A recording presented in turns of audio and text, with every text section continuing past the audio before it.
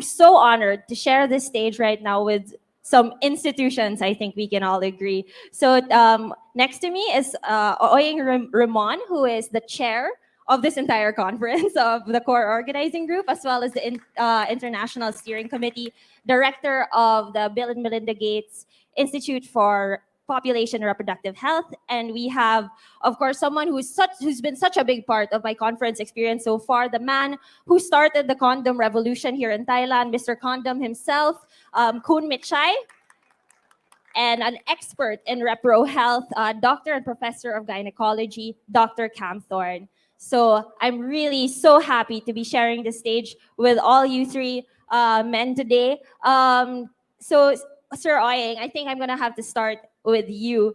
Could you tell us about a bit about how this has all come to be, the ICFP conference that we have now? Yeah, sure. We always call it a conference, but it's really beyond the conference. It's a platform that is owned, created by all of us. And as you will see, on our website, there's so many parts of it that is beyond the conference. So I always call this technical term the distributed model of accountability, because everybody who is in the reproductive health and community owns this conference, owns the platforms. Every single one of us contribute to the success of this particular platform. So this is ours, the entire reproductive health community.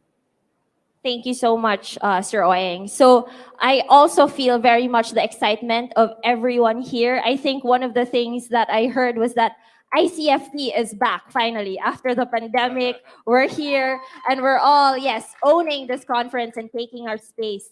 And I would also like to get to know, I think, the role of Thailand. And I think so many amazing family planning programs are happening in this country. And it's been really featured in a lot of the conference and pre-conference activities, in fact.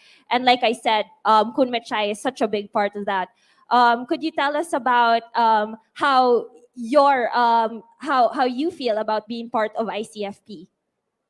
Thank you. I would say that this is the last train. We don't have much more time.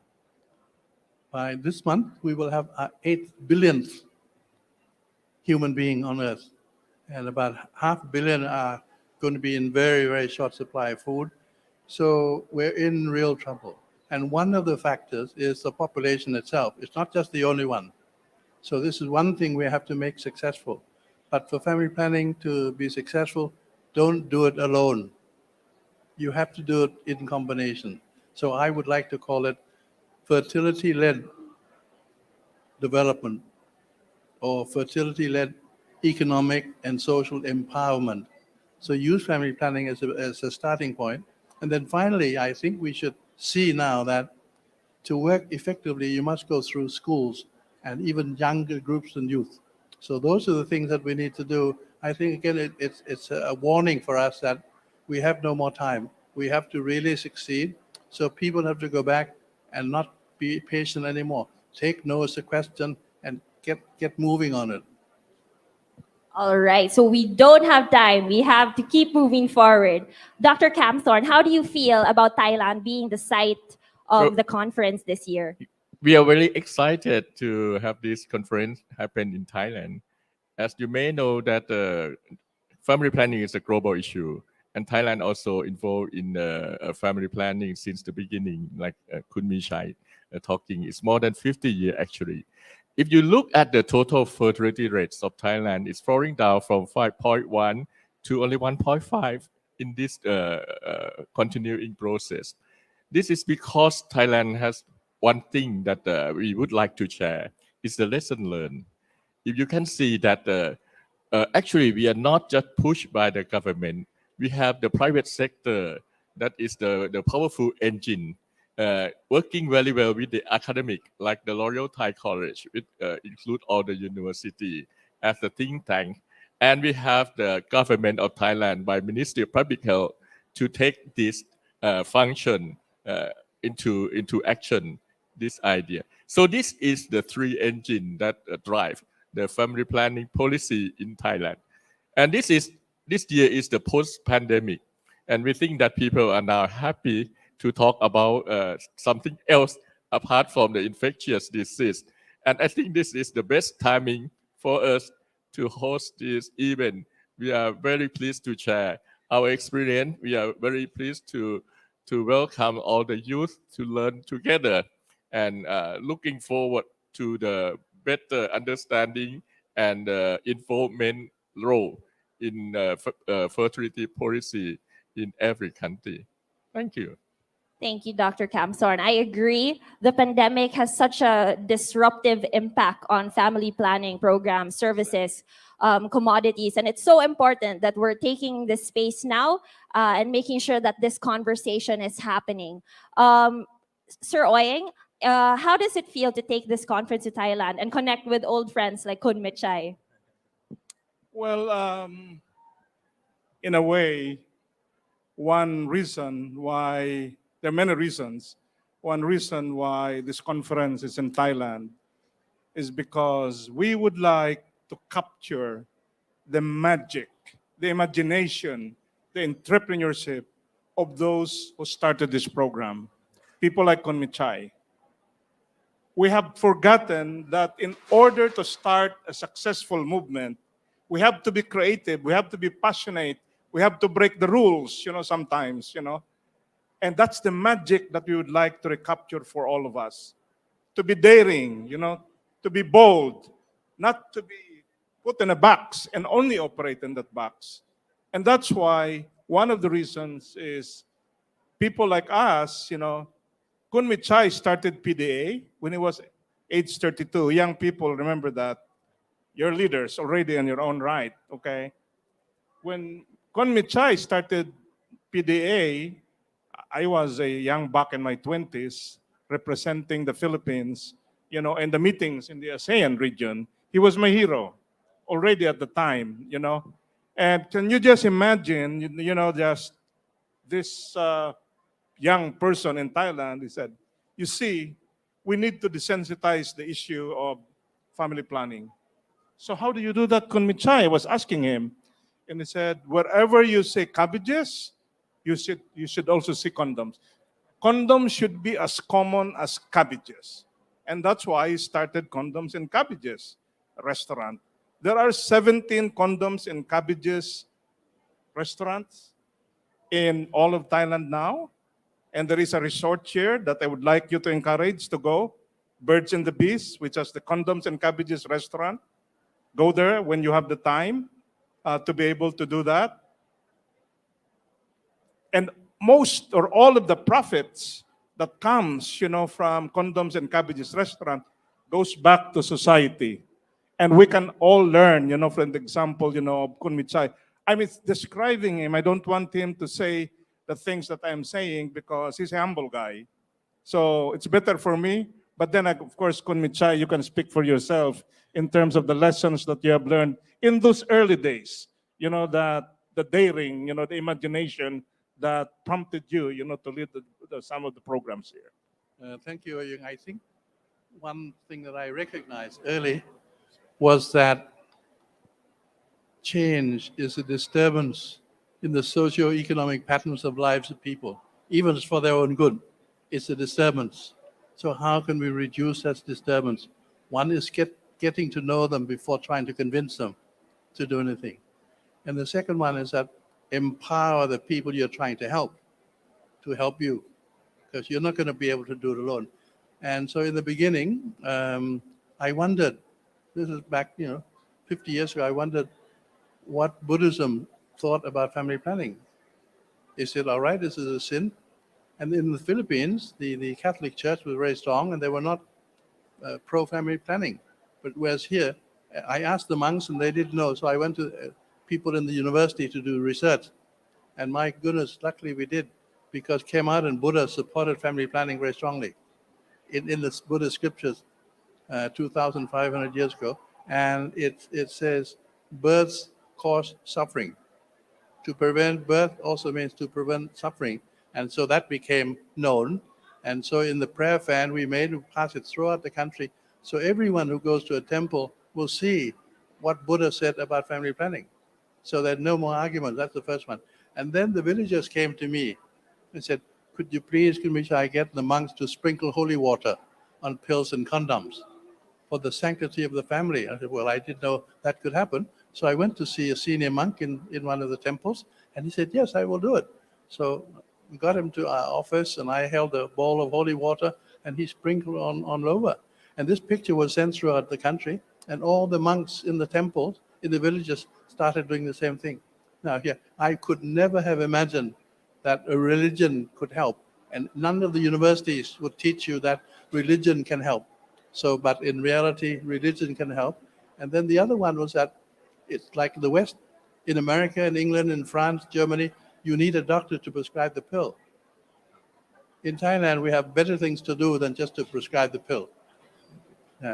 In Thailand, in those days, 50 years ago, you had one doctor for 100,000 women to do everything with, including prescription. So, of course, that wasn't done. So the Ministry of Health was one of the most advanced ministries, said, why don't we train the nurse to do it? Because it was a woman to woman with a checklist. Are your eyes yellow and so on? And that worked very well. Then And they this went, was in the 70s, Khun Mechai, Sorry? right? This was in the yeah, 70s. in the 70s, early 70s. And then the next was that, why don't we go to the midwives also? So then we have nurses, we had midwives, and it worked extremely well. It was woman to woman. And the Ministry of Health before then had called it maternal child health. They didn't dare mention family planning, but they're very smart. Nobody thought about it. But what I think was terribly important is that getting people to be on your side. And so we said that why don't we do more? So we have the nurses, the midwives, and the doctors, but that covered only 20% of all the villages in Thailand. What do we do? So I went to them and said, look, I'd like to do the other 80%. So I asked the villagers, who would you propose to be your supplier of contraceptives, be your consultant, advisor? Almost to the last person was the local shopkeeper. Because the local shopkeeper in the village, the family knew everybody else, was very polite, and they would answer questions. So we asked them, would they participate? And all of them did. So they were trained. This, where we're sitting now, is just a small fishing village. And the first district in Thailand, almost 50 years ago, for community-based distribution by shopkeepers was in this area. And so what a great coincidence. And that was given. But the other one that's very important is that you need a Ministry of Health which listens. They don't have to agree, but they listen, and then you have to prove to them that it works. No government is going to jump in until they believe it's right. So that's the first one. The other one that's very important, it's very difficult to get money from your own government when it's groundbreaking area. So we need to get it from somewhere else. So donors are terribly, terribly important. Not only donors, but you also need mentors to help you. And we're sitting in this room together with Professor Malcolm Potts. He helped me 50 years ago to find money from the IPPF, who's also at this meeting, to start the program here and cover other parts of Thailand and the ministry. So it was a tripartite. And the people are very, very important. And we also trained 320,000 rural school teachers to help spread the message.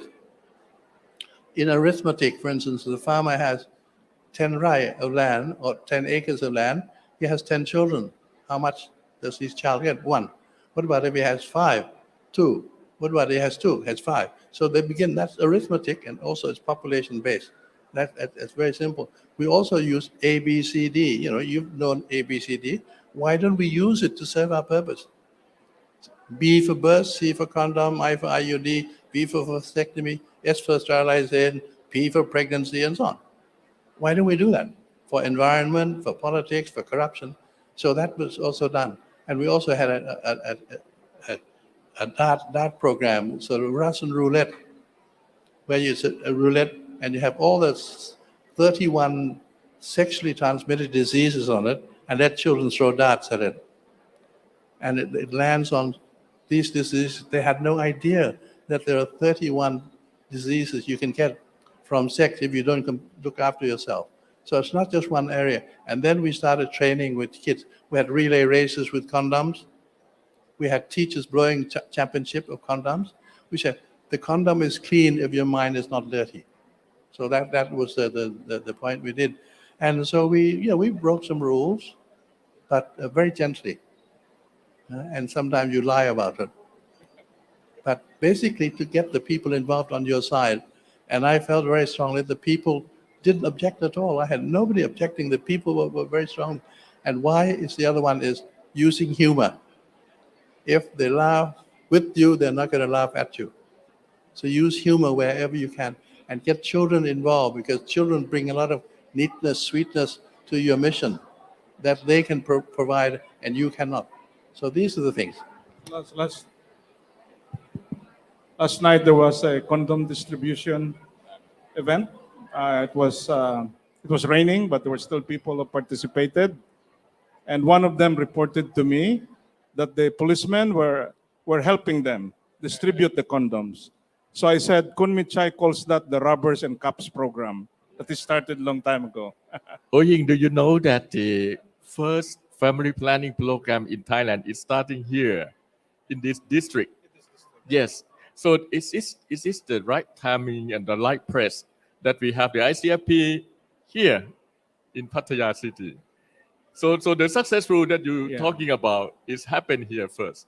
I think, Khun Mechai, you should mention that during the opening ceremony, that the first community-based distribution was in this Yes, village. definitely. This district, yes. But the other thing I forgot that I pointed to Professor Malcolm Potts. He's here, but he didn't stand up. Malcolm, would you stand up and take your mask off? Let everyone see what a great hero you've been for Thailand. Can you take the mask off, Malcolm? Take the mask off and turn around so that people can see the front of your face as well.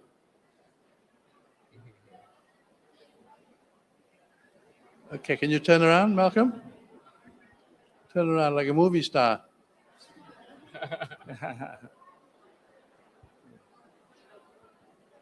Summarize that. That's Malcolm, yes. And the other things that I would like to share is the ideas of a volunteer worker is also happening with family planning, and it has long been adapted and developed and was used effectively during the COVID-19 situation. Yeah. This is a village health volunteer that has been initiated and created for family planning before. So actually we are the continuing process of development, and in case that the situation changes, we can also change the purpose and objectives of the team. And this has been proven to be quite successful in the recent year. If you, many of you in the audience, live there somewhere, you know that one of the first countries in the world in which HIV/AIDS rate of infection dropped significantly was Thailand. You know where that came from? From 100% condom use. That was also the idea, that was promoted by, of course, by Khun Mechai, ultimately the government, of Thailand. And then he moved on to microcredits, then moves on, to now education, which I would like you to share with the rest of the world, the bamboo school, Khun Mechai. Yeah, but before you do that, so when I was working at the Gates Foundation, one day I got a call from Bill Sr., and he said, Oying, I'm traveling to Asia. I think he was going to China at the time. And he said, before I come back to Seattle, would you suggest any other place or person that I should meet while I was in Asia? And I said, absolutely. You have to go to Thailand. You have to meet this guy called Mechai Viravaidya. It's called Condoms and Cabbages, And said, okay, I'll do that. And he did go and visit you. You have pictures, at the Birds and Bees restaurant, right? And then when Bill Sr. came back, he said, Oying, what do you think? Maybe we should invite him as the keynote speaker for the annual meeting of all the staff of the Gates Foundation. I said, yes, we should invite him. Then, of course, I put some condoms and cabbages in the entrance, for people to do that. But the story that I really wanted to open up here, if you allow me, is that when Khun Mechai went to Seattle for that meeting, Khun Mechai, he said, I won $1 million from the Global Health Council, but the money really came from the Gates Foundation. Let me tell you how I spent your $1 million. I would like to tell you to tell the world, Khun Mechai, and our audience here, how you spent that $1 million and where you are now with the Bamboo School. Thank you. It's a great pleasure to receive $1 million. No strings tied, So I had started off in family planning, and then HIV/AIDS, so reducing birth and then reducing death, and then reducing poverty by getting poor villagers, to partner with companies who have money, who have ideas for business. And then the next one we also did was social enterprise, to reduce your dependence on donors. They're not going to be around forever. And then finally, to reduce ignorance. Now, with the $1 million that I luckily received, we used it to build a bamboo school, because we knew that this is the answer for whatever you want to do in development.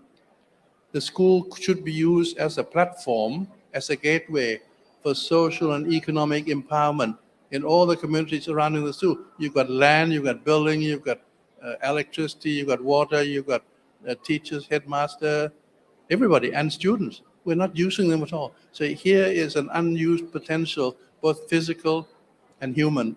And so that we're now using that school as a gateway for social and economic advance in the villages outside the school. And we've been able to luckily to help about 200 schools with private sector money to get them to do the same thing. So the kids learn how to do business. They help to manage the school at the bamboo school. Students do all selection on the incoming students. They interview and select their own teachers. They evaluate the teachers for the whole year to see how much salary increase they get. They're responsible for all purchases from vegetables, paper, vehicles, motor cars. They do all of that. And they are the ones who select incoming students, as you know, but they're also responsible for this discipline. But in this school, we don't give anything free. I never give anything free, because they're not beggars. I do not meet beggars, so that you can receive and you can give. So in this school, they come because people have helped with the money. But what do? They pay their school fees in 400 hours of community service and 400 trees each year. And the parents do the same thing. So in return, and for instance, in the villages in Pattaya here that we began, if the woman could not afford to pay for the pill, which is 1/3 of market price, it's okay. You do some community service and you'll still get it. So no one is turned away to say that you have dignity. And in the provinces that we're doing with development activities, the money from the companies, the villagers will always grow 1 tree for every $3 you give. So all these things going, giving and returning. But the other one that I'd like to close on in this district is that in the beginning, we were, the small buses, mini buses that run into the villages, agreed to accept condoms instead of cash for the fare. And they went and sold the condoms elsewhere. So again, we tried it out, and luckily it worked. Again, just think outside the box, and where possible, outside the fence. So thank you for the Gates Foundation. And the other one is that Bill Sr. is very tall and has very big feet. And I asked him, could I have your shoes? Because we grow vegetables in shoes also, in pots and shoes and recycle and so on. And he said, yes, okay. And then when he went on stage to introduce me, he wore no shoes, no socks. And he said that I'm introducing my friend because he has now taken my shoes, and now we have the Barefoot MBA. So we train students how to do business. Every student must borrow money into business so that they can learn how to increase. And we now have a very good program where students are working with elderly for food and income security, not by adults, but by students at school, not university, at school, and working together so the two will combine. Now, finally, we have the Sustainable Development Goal 17 of the UN. take a good look. That's not enough. In Thailand, at the bamboo school, we looked at it and said, we need 4 more. 1, no corruption. If you do not get rid of corruption, you're not going to get the poor out of poverty. 2, to learn how to give. Learn how to give. Sharing. 3rd, rule of law. Obey the rule, obey the law, traffic laws. And then finally, make sure that you provide security for your family. Don't expect the government to do it. The government can support you, but you have to be the ones. So these are the 4 new. We added to the UN development goal. So again, it's just continued. So all the work that people are doing, do not stop. Add whatever you want to do to it. And so that, I call it that family planning led development. Family planning was the first, and then the other things came along. And then finally, we now have the answer that schools right around the world can become the hub for social and economic advancement in the villages surrounding the school. Thank you, Khun Mechai. Yeah. So I remember you talking about the school and your confidence in young people to really take this work forward. So that heartens me a lot as a young person. I know Dr. Kamthorn, Thailand also has a lot of adolescent-friendly services and have dedicated centers for this. Could you speak to that?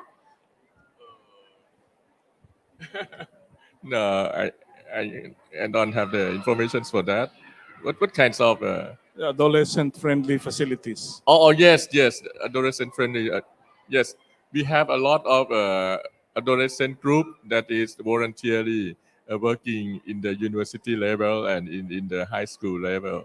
There's a lot of the activity that nowadays they're moving into the online platform, and they can gathering and producing a lots of function going on. Yes. All right. May I interrupt Sure. just one thing? That the shopkeepers that we mentioned who are distributors of contraceptives, people ask them questions, and that turned into the village health volunteer, taken on by the government. And they're the ones who help to control COVID-19 in Thailand. So it all started off the village shopkeepers and then became the village health volunteers of the government. Khun Mechai, do you think we should have a condom blowing contest here Yes. tonight or tomorrow night? Yes, it'd be fantastic. Then you'll see the condom is clean if your mind is not dirty. All right. We have 2 minutes. Yeah. Oying, you mentioned earlier about the magic of Thailand, and I've certainly been witness to that. You know how communities and cultures have really accepted family planning into their ways of life. And now I want to challenge you guys and make you participate in my culture, which is young people culture, by taking a selfie, so we can close this session. All right. Thank you so much. Thank you so much. Thank you, everyone.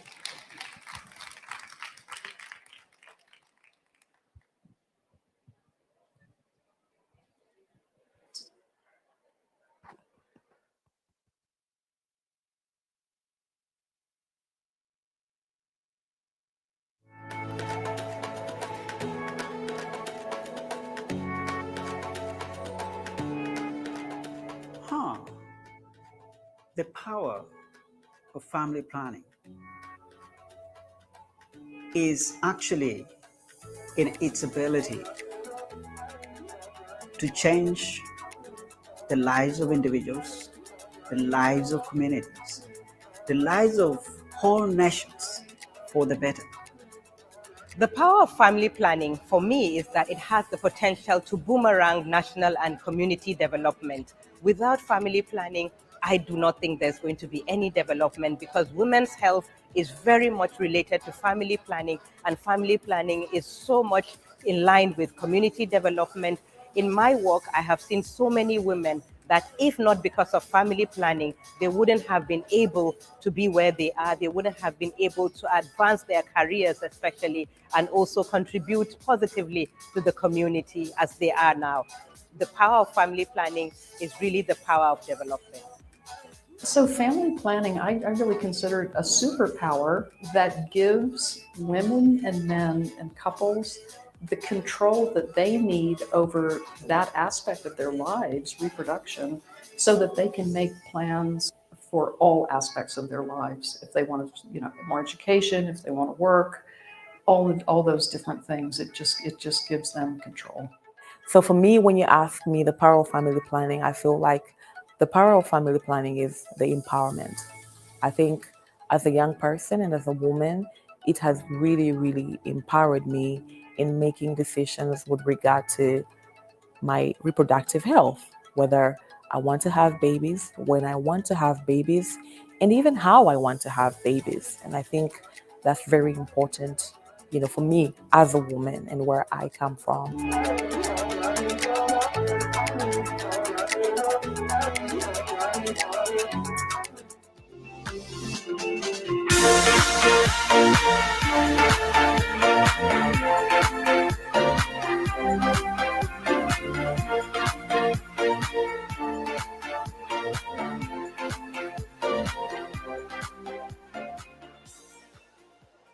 Hello again, and welcome back. So we've had a really, really good day today, haven't we?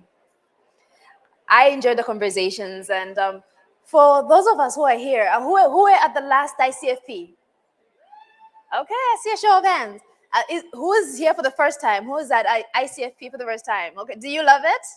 Great. I have always loved it, and since the beginning of the pandemic, I was so sad because I was missing these conversations. I was missing these engagements and coming together and having impactful conversations. So I'm so happy to be here. And just some key takeaways from today. So I liked what they said, the speakers in the previous panel, where they said, ICFP is more than just a conference. It's a community. We come together, we discuss, we're trying to transform. So we take that away. This is more than a conference. We're creating a community. So build networks, come together, have meaningful conversations, and let's engage. And let's not forget the theme of this conference. So we're talking about innovating, collaborating, and accelerating for global health. So we're trying to innovate, collaborate, work together so we make sure we're going forward together. And one thing I really loved from the previous speakers as well is change is disruptive. Change makes people very uncomfortable. So we have to make sure that we're working with the communities, we get to them, and they said, when you want to change people, the first thing you want to do is to get to know them. So let's try our best to engage with these people and to make sure we're getting to know them. And going forward, we're going to be having this every day. So you'll be joining us every day here on this live stage.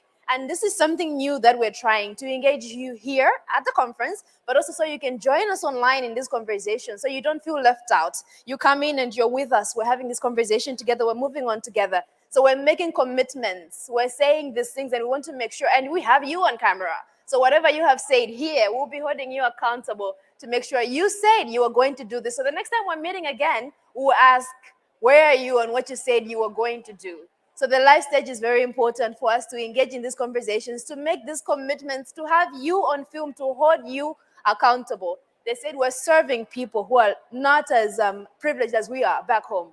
And we have to make sure we're making the change we need to be making in our communities.